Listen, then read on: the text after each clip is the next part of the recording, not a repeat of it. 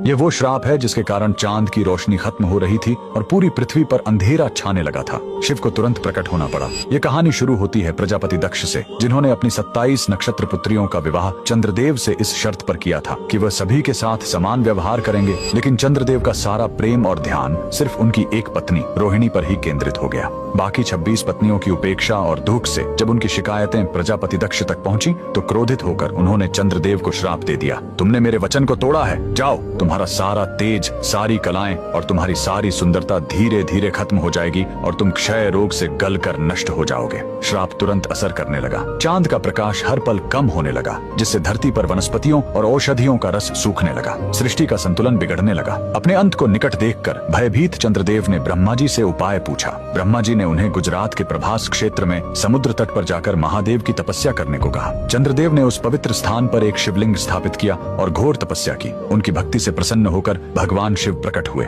उन्होंने कहा, मैं दक्ष के श्राप को पूरी तरह खत्म तो नहीं कर सकता, लेकिन उसका प्रभाव कम कर सकता हूँ। शिव ने वरदान दिया, तुम कृष्ण पक्ष में 15 दिन क्षीण होगे, लेकिन शुक्ल पक्ष में 15 दिन फिर से पूर्ण हो जाओगे। उन्होंने चंद्र को अपने मस्तक पर धारण कर लिया और चंद्रशेखर कहलाए। और जिस ज्योतिर्लिंग की चंद्र ने पूजा की थी वो सोमनाथ, सोम यानी चंद्र के नाथ के नाम से प्रसिद्ध हुआ। और यही सोमनाथ मंदिर भारत का पहला ज्योतिर्लिंग आज भी गुजरात के वेरावल में उसी समुद्र तट पर शान से खड़ा है, जहाँ चंद्रदेव ने श्राप से मुक्ति पाई थी। लेकिन रुकिए, इस मंदिर का एक और रहस्य है। यहाँ मौजूद बाण स्तंभ यह बताता है कि यहाँ से लेकर दक्षिणी ध्रुव तक समुद्र के रास्ते में कोई जमीन नहीं है। भगवान शिव के भक्त कमेंट में हर हर महादेव जरूर लिखें।